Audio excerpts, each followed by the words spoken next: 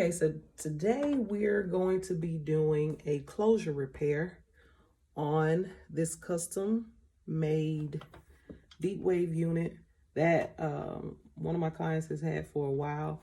And as you can see, sis has alopecia, baby. And this is a no-go, okay? So I don't ventilate, but if it's this big of a space that needs to be repairing, you might as well just go ahead and change out the whole closure. This is a 4x4 unit that was made, and so we're going to show you how to take that off and reattach it. Okay, stay tuned. Okay, first we're going to start by separating the hair from the closure, the old closure, and the rest of the unit. So with it being a 4x4, we only are going to be working with this space here. So as you can see, we have already separated. You can see where the closure starts and where it ends in this section. And so what we're going to do, we're going to use some pointed shears to cut out the closure, the old closure, so that we can revamp and move on to the next phase.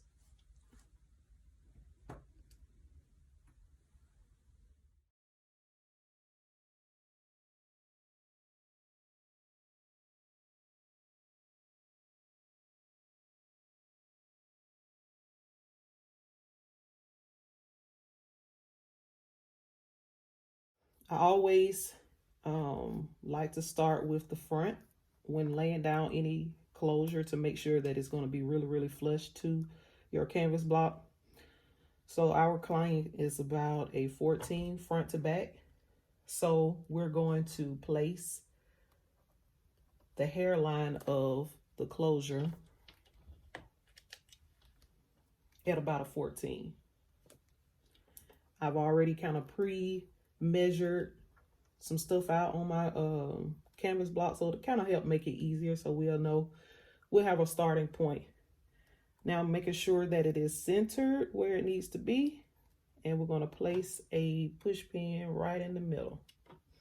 Okay, then you're going to take another push pin, trying to get my lady to sit right.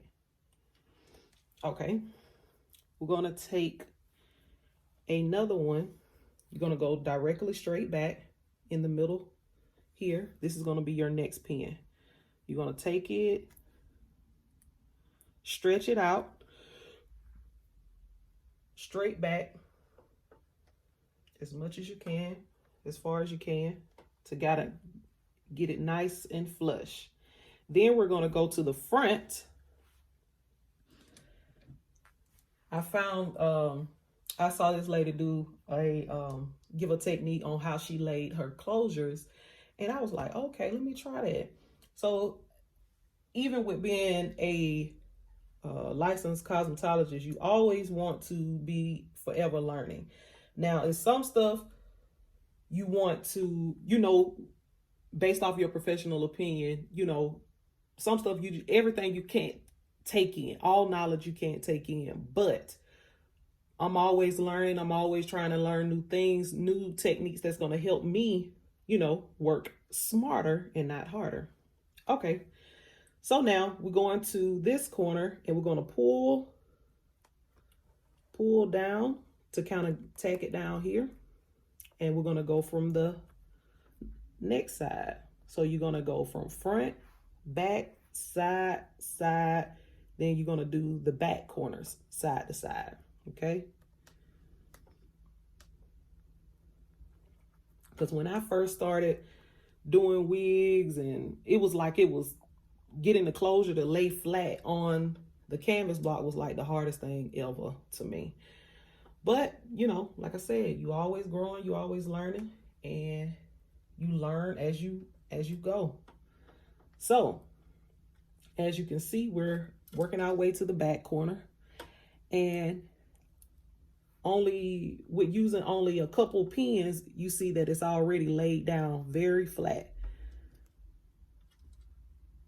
And now we're going to move to the other side and do the same thing with this corner. You see how it's still kind of lifted here? But once we put that pin in the back corner, it's going to be what we want, honey.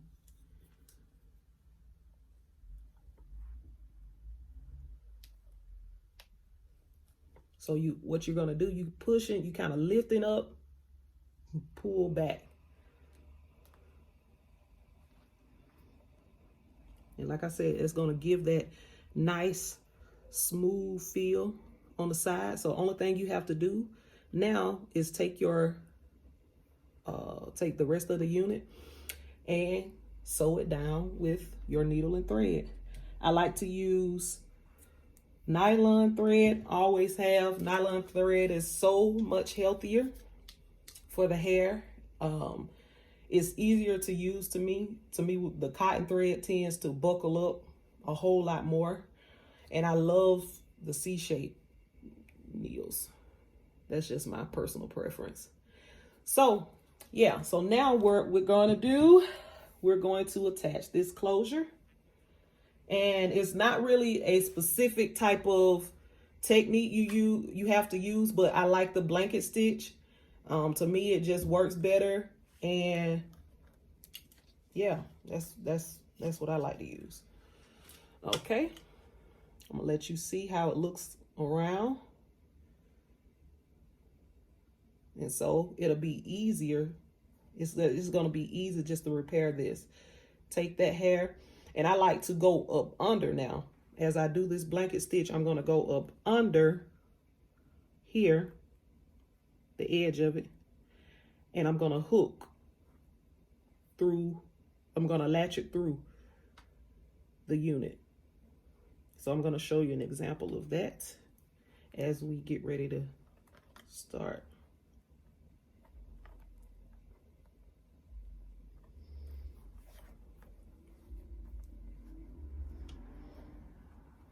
So you just take your closure, you're gonna realign it, your unit with the edge of your closure.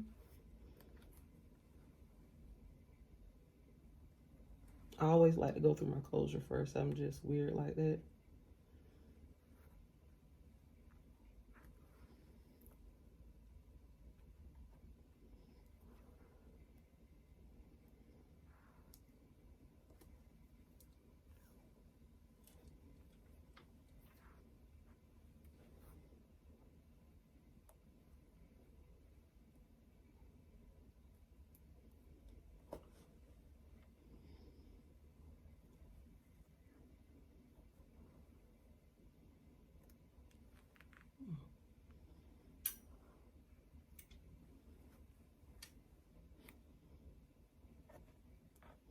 You want to make sure that your actual unit is not moving.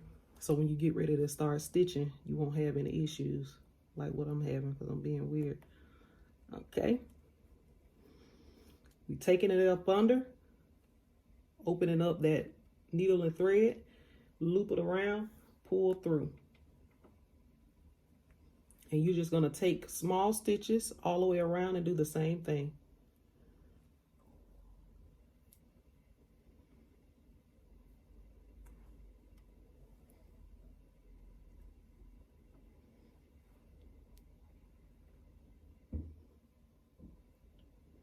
Now, when I finish doing this, I'm always going to go back and reinforce what I have done with the needle and thread with my sewing machine. Because I'm all for security. I want to make sure that nothing comes loose. So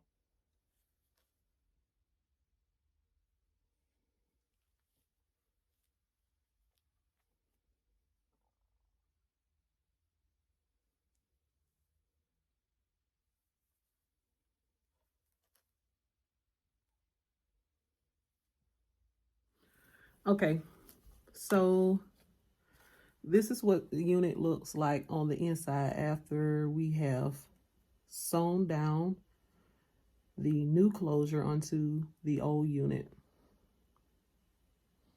It makes it really, really easy. I like doing it this way because when you get ready to, if you need to repair it again, it will be easy. Only thing you have to do is take your seam ripper or your shears and just kind of cut along on the inside and take it out. So what we're about to do now, I'm going to show you how I reinforce the closure with the sewing machine. Now, when I start, I always make sure you split the hair where you see the thick part on the closure. You always want to split that hair and you want to pull it down, and that you're going to sew in between the thick band that goes on the outside of the closure. You want to sew in between that. So that's what we're going to do.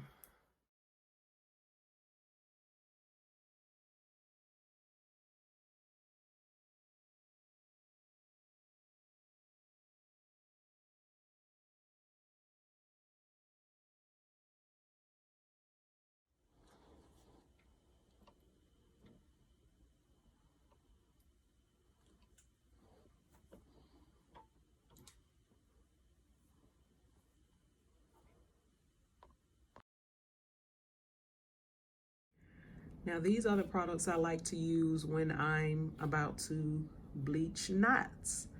I love Matrix Light Master. It really gives it a nice, it has some still cool tones in it, some warmth, but I really like this lightener. And I always use 30 volume when I'm bleaching my knots. I don't go above that. I think 30 is good as far as still getting to the level that you need to get to without damaging the hair. And after I bleach my knots, I always use a neutralizing shampoo to kind of help with getting the pH balance back to where it needs to be. And this is the container we're going to use to bleach our knots. And I love to use like any type of spatula.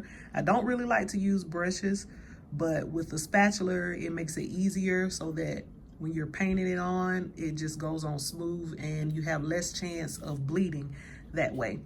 And my all-time favorite lace tint is by Taylor Crowns. I love this lace tint. It is so great.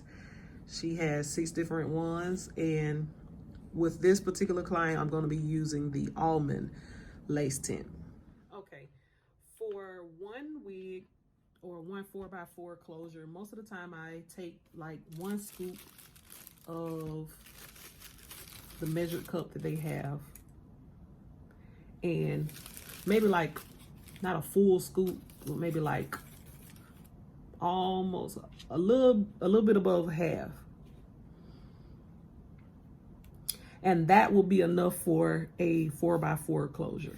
Now, if you are doing frontals or if you have to do more than 1 wig, it's always good to create more of a batter. So that's what I'm going to be doing today. So I'm double working, but I'm going to show you the consistency as well as the technique that I'm going to use.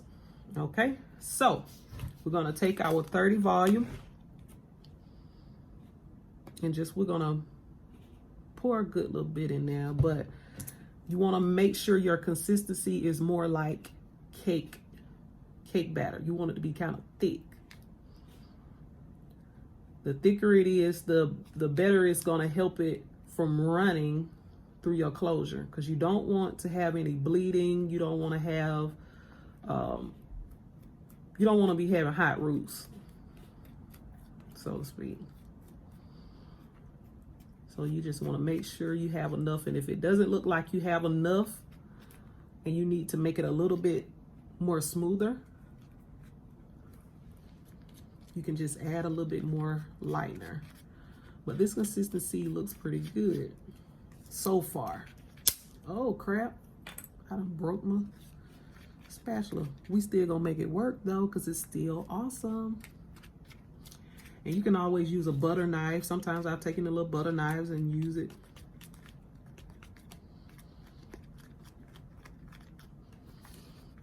And if your consistency is too runny, it's always good. You could take a little bit of lightener and sprinkle a little bit more in there just to kind of give it a little more thicker texture. Still gotta mix this up a little bit more. It's looking good though. This looks good, looks good, looks good.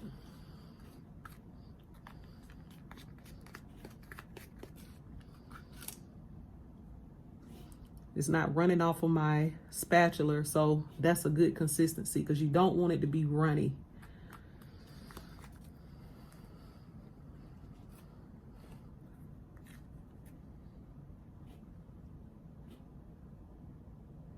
You want it to be really thick. Okay. So now we're going to take our unit and spread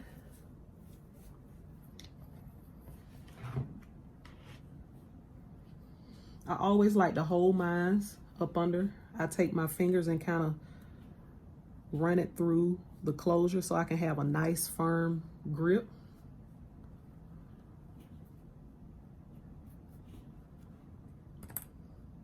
And you can just, it's no particular direction you have to go, but you definitely want to make sure you're going in light strokes because you don't want it to bleed through.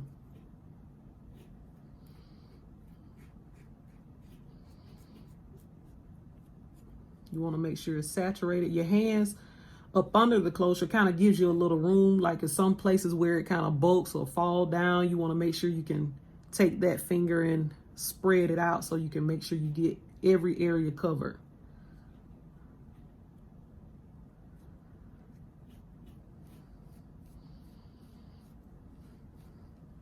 You don't really have to do a hard press on it. Just kind of do a nice raking. You want it to be nice and covered, nice and covered.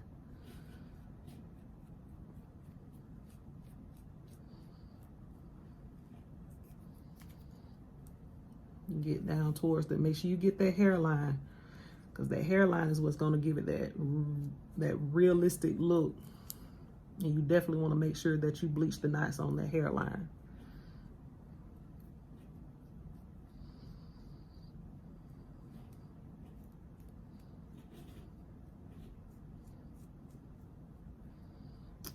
All right, now I tend to let mine process anywhere from 30 to 45 minutes, but it just really depends on how the hair does, the knots do on the closure. Because a lot of times, depending on if you have a client that is sending the hair to you and you really don't know how that hair, you don't know how that hair does, how well it lifts or anything like that,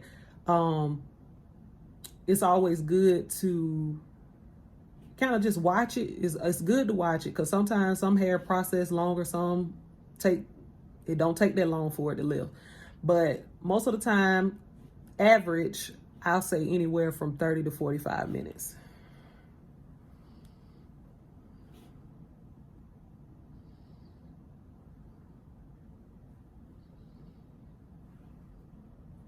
Okay, now we're all done with blending our closure to the rest of the unit. So what we're about to do some styling. Now, when I'm styling curly hair, I don't use too many products. I love to use HCO by Design Essentials. It has the right amount of moisture. It gives it the right amount of shine without causing the curls to be too clumpy or causing them to be crunchy or anything like that. So that's one of my favorites that I love to use on curly hair.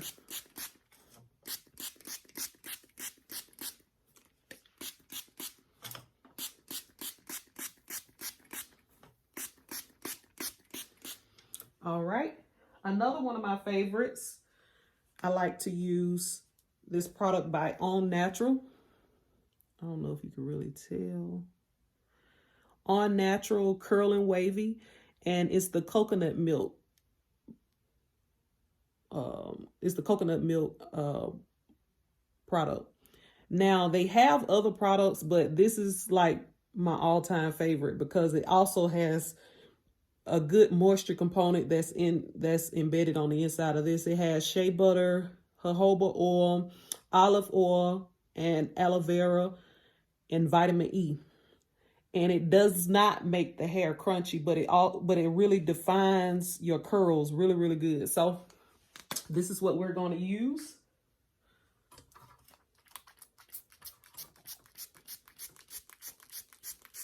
And as you spray it on, you can see how thick it is, and that'll let you know how much moisture it retains. It really has a lot of moisture on the inside of it.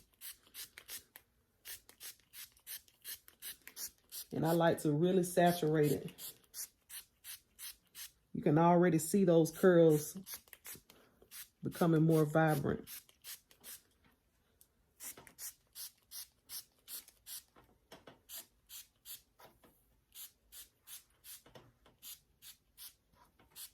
Now this client that I'm styling this unit for, she's not really a baby hair type girl.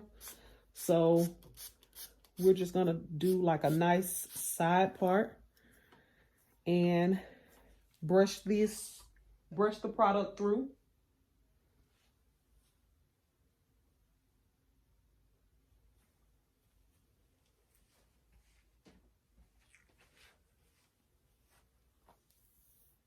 I always like to use a vent brush or a paddle brush to kind of make sure the product is worked all the way through.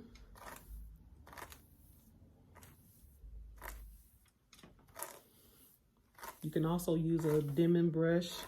Those are really good as well.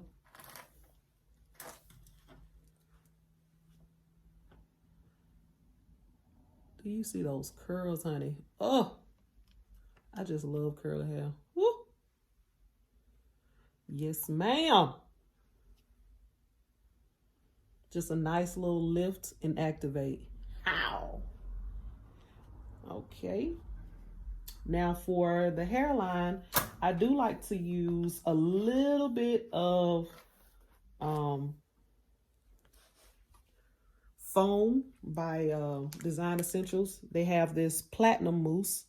It has a medium hold and it is really, really good. I actually like this way better than Nairobi because I know a lot of people use Nairobi to lay down their edges and, you know, using a lot of it for curly hair, but I really love this brand.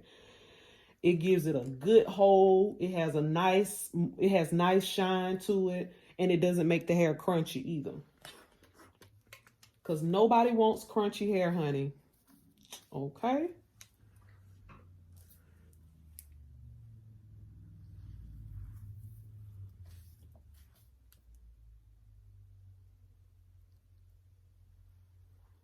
I don't really like too many straight parts. I'm going to kind of curve it just a little bit to kind of give it a little bit more naturalness to it.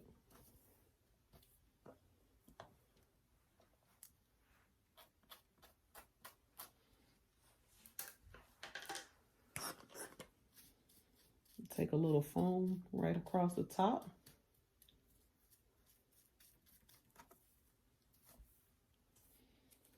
And then I'm going to brush it through.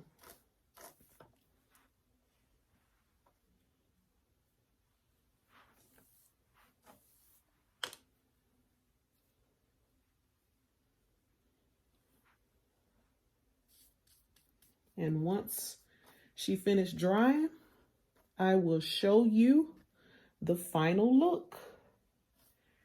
Stay tuned.